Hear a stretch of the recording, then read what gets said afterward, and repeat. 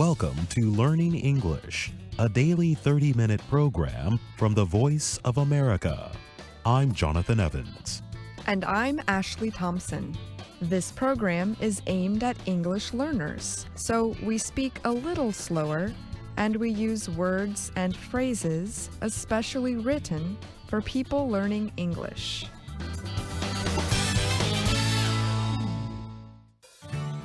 Today on the program, Ashley and I will bring you stories along with Brian Lynn and Alice Bryant. Later, we will present part 2 of Jack London's The Law of Life in this week's American Stories. But first, here is Brian Lynn. Apple says dropping demand for iPhones in China will cause its overall revenue to fall well below previous predictions. Apple chief Tim Cook addressed the issue in a letter to company shareholders on Wednesday. Cook warned that the company's latest revenue guidance would be lowered to $84 billion. That was down from an earlier estimate of $89 to $93 billion. The news caused Apple stock to trade sharply lower. It also led to big drops overall in the U.S. stock market, as well as other financial markets around the world. The development was the latest sign of increasing economic concerns among Chinese buyers. The iPhone is Apple's biggest product. It made up about 60% of the company's revenue in the last quarter reported. But Apple's new $1,000 iPhones are a difficult sell to Chinese consumers worried about the economic future as trade tension continues between China and the United States. Apple's lower prediction added to concerns that the iPhone maker will keep losing ground in the important Chinese market. Experts say many Chinese consumers are likely to reject Apple's iPhone price increases and instead buy less costly models from competitors. Additional major American brands, including Ford Motor Company and Tiffany, have also recently suffered sharp sales drops in China. The country is still one of the world's fastest-growing economies. China reported a third-quarter economic growth of 6.5%, stronger than most other major economies. But that was the country's lowest rate of growth since the 2008 world economic crisis. Economic experts have blamed Chinese consumer concerns on the country's tariff dispute with the United States, as well as an increase in news about falling automobile and real estate sales in China. David Dollar is a China specialist at the Washington-based Brookings Institution. He described the change in how Chinese buyers see the future as definitely worrying. He added that overall, consumption growth is slowing down across China. The Associated Press reported his comments. Emily Lee is a 37-year-old advertising designer in Beijing. She told the AP she is delaying buying another car or making other major financial decisions right now. People are worried about losing jobs, she said. Weakness in Chinese demand is especially painful for Apple and other smartphone makers. China makes up 1/3 of the industry's shipments worldwide. Estimates from research company IDC showed smartphone shipments to China fell 10% from a year earlier in the quarter that ended in September. Apple's third quarter shipments in China fell 13% from a year earlier to 7.5 million, IDC reported. That put Apple's market share in fifth place in the Chinese market. Chinese smartphone manufacturer Huawei enjoys a 24.6% share. In his letter to Apple shareholders, Cook gave no China sales numbers for the final quarter of the year. But he said sales decreased as consumer uncertainty grew over the U.S.-China trade dispute. Worldwide, Apple fell behind Huawei to become the number 3 brand by number of handsets sold in the third quarter, IDC reported. South Korea's Samsung Electronics was in first place. I'm Brian Lynn.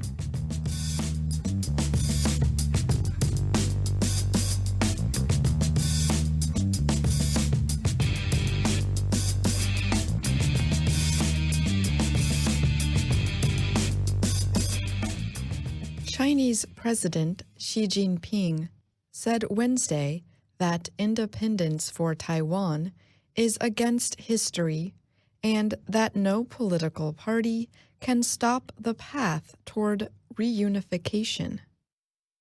In a policy speech centered on Taiwan, Xi said, "We are willing to create a vast space for peaceful reunification, but we will never leave any room for any sort of Taiwan independence separatist activities." Taiwan's leader rejected Xi's call just hours later. President Tsai Ing-wen said her self-governing island of 23 million people would never accept the one country, two systems plan that China proposes.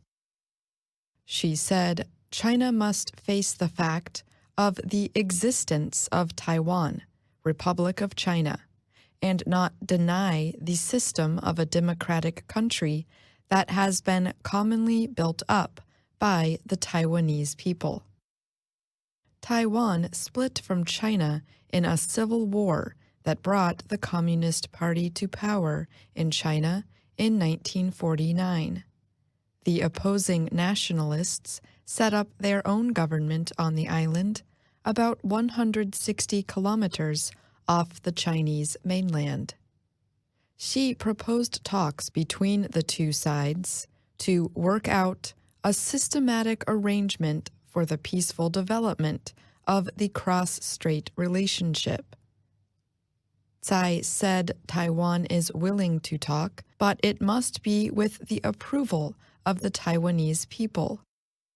Tsai has gone against the wishes of the Communist Party by refusing to support the one country, two systems plan.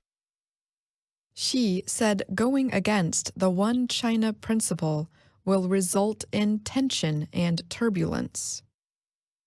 Xi also said that China has the right to use force, if necessary, to answer interference by outside forces, and what he called an extremely small number of Taiwanese separatists.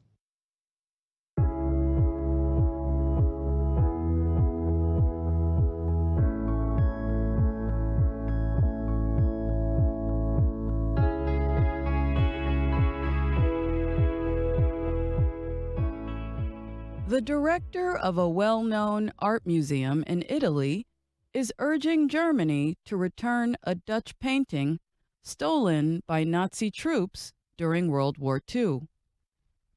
Eike Schmidt is director of Uffizi Gallery, a museum in the Italian city of Florence. He is making the issue known to the public by hanging a black and white image of the painting. The word stolen appears on the image in 3 languages. Schmidt said this week that the painting Vase of Flowers by Dutch artist Jan van Huysum is in the hands of a German family that has refused to return it, even after many appeals. Representatives for the family have demanded payment for its return to Italy. The Vase of Flowers painting is worth millions of dollars. It was first put on display in Florence in 1824 after Grand Duke Leopoldo II bought it for his art collection. Schmidt said, "The painting is already the inalienable property of the Italian state and thus cannot be bought." The oil painting hung as part of Leopoldo II's collection from 1824 until World War II. It was moved to a village for safety during the war, but Nazi troops stole it. It did not appear again until Germany reunified in 1991, when the offers to sell it back to Italy began. Schmidt, who is German, said issues like these are preventing the healing of wounds from the war. Germany should not apply the statute of limitations to works of art stolen during the war, he said, adding that the country must ensure those works are returned to their owners. He called it Germany's moral duty to return the artwork. "I trust that the German government will do so at the earliest opportunity," he said. I'm Alice Bryant.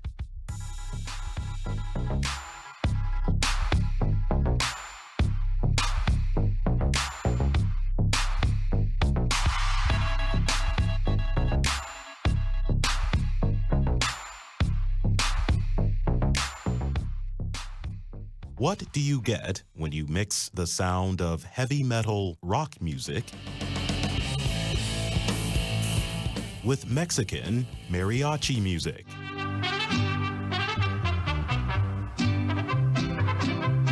The answer is Achi.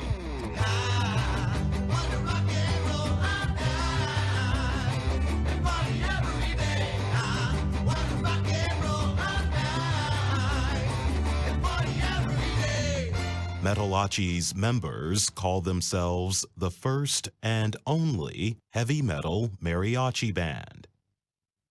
They mix the traditional mariachi sound from Mexico with modern heavy metal. The group performs songs like "We're Not Gonna Take It" by the band Twisted Sister and "Rock and Roll All Night" by Kiss in their one-of-a-kind style.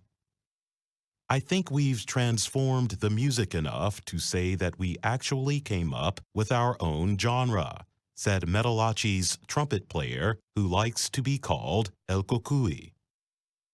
He spoke to the Reuters news agency at one of the band's recent shows in Los Angeles, California. He added, "There's some people that consider either mariachi music or metal music almost like a religion. But most of the time, people love what we do." The band's members keep their true identities secret, but all of them are from the Los Angeles area. They have been playing together for about 8 years. The 5 members of Achi are classically trained mariachi musicians.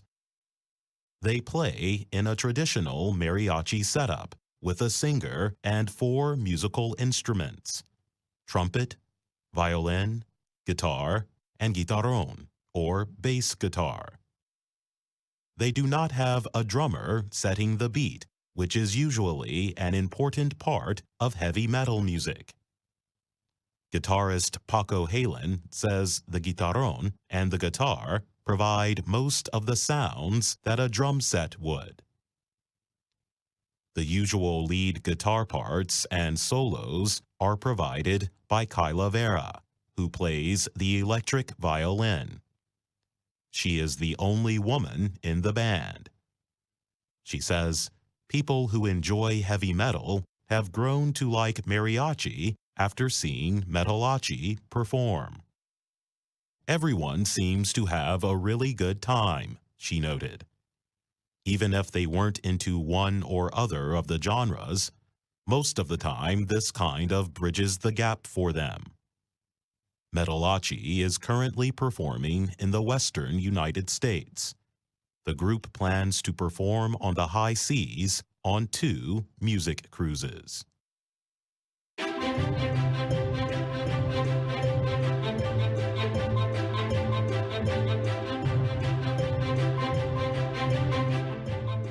Modal verbs are helping verbs. We use them with main verbs to help us express ability, possibility, necessity, and permission. Today's question is about a modal that is commonly confused with an expression. Here's the question, which comes from a listener named Jafar. Hi, would you like to explain the difference between can and be able to? Thank you. Hi, Jafar. I can explain the differences between the two.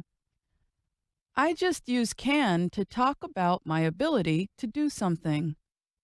We also use be able to for abilities, but usually only when can is not possible. I'll tell you what that means in a minute. But first, let's explore the word can. Can is a modal verb. We use it to talk about present or future ability or possibility. I can play the guitar. You can buy the tickets online. You must use could for the past tense, such as in you could have bought the tickets online. We also use can to ask for or give permission. I am finished. Can I go now? Yes, you can. And to ask someone to do something. Can you bring me the magazine? Now let's explore be able to. This expression is not a modal. It is the verb to be plus the adjective able. The word to shows that an infinitive verb will follow. We use be able to when it is not possible to use can for abilities, such as after other modal verbs. I won't be able to take you to the train station. Sorry. You should be able to finish the book in a few days. The words won't, short for will not, and should are modals. In English, we do not put two modals together. So we cannot put can after them. We also use be able to talk about small or large past successes. We were able to get a great price on the television. She was able to win the math competition last month. But in negative form, we can use be able to or could. We couldn't get a great price on the television. She wasn't able to win the math competition last month. But note that the negatives wasn't able to and weren't able to are a little more formal than couldn't. And that's Ask a Teacher. I'm Alice Bryant.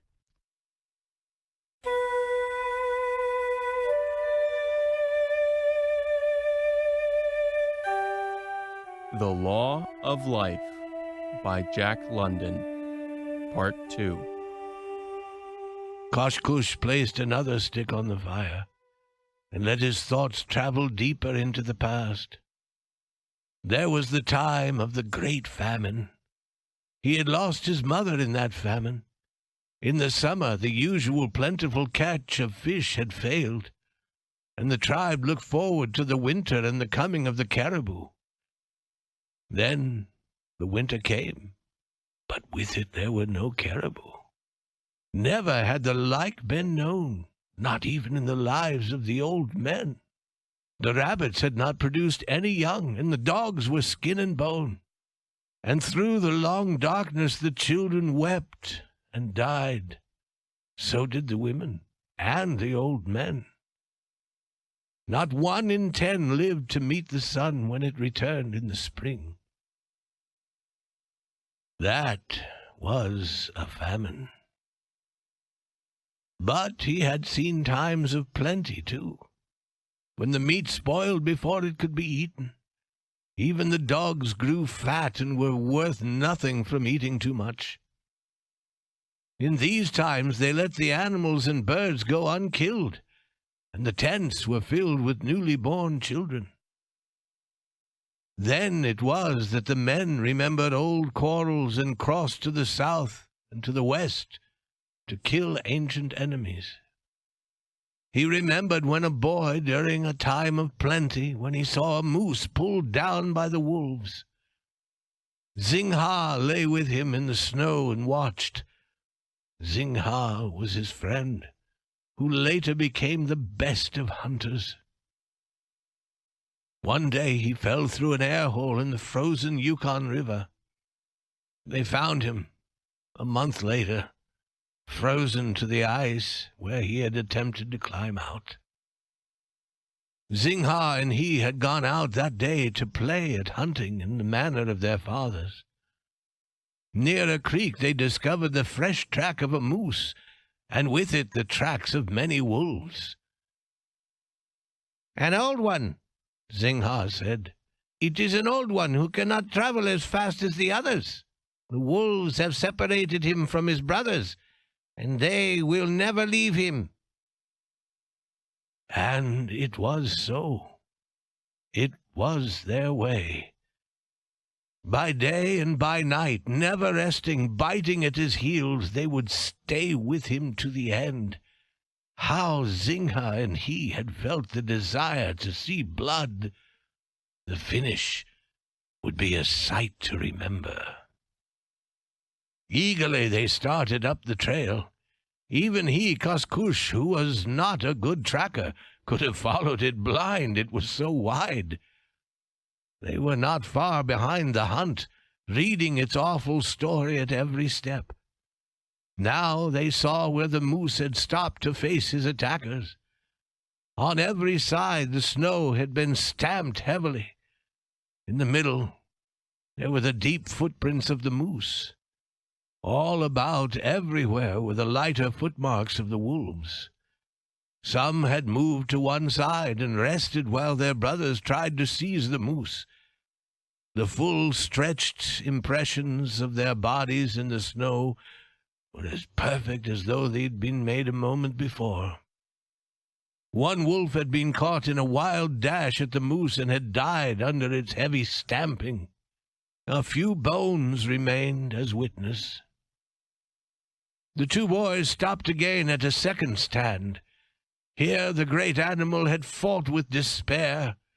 As the snow indicated, he had been dragged down twice, and twice he shook off his enemies and gained his footing once more. He had finished his task long before, but nevertheless, life was dear to him. Xing said it was a strange thing for the moose once down to struggle free again. But this one certainly had done so. The medicine man would see signs and wonders in this when they told him. Then they came to the place where the moose had tried to climb the river bank and go into the woods. But his enemies had attacked from behind, until he leaped high and then fell back upon them, crushing too deep into the snow. It was clear that the kill was near because the two dead wolves had been left untouched by their brothers. The trail was red with blood now, and the distance between the tracks of the great beast had become shorter and shorter. Then they heard the first sounds of the battle, the quick bark of the wolves which spoke of teeth-tearing flesh. On hands and knees, Xingha and Kashkush made their way through the snow. Together they pushed aside the low branches of a young pine tree and looked forth. It was the end that they saw. The picture, like all of youth's memories, was still strong with him. His eyes now watched the end acted again as clearly as in that earlier time. Kashkush was surprised at this because in the days which followed he had done many great deeds. He had been the leader of men, and his name had become a curse in the mouths of his enemies. For a long time he recalled the days of his youth, until the fire grew cold and the frost bit deeper.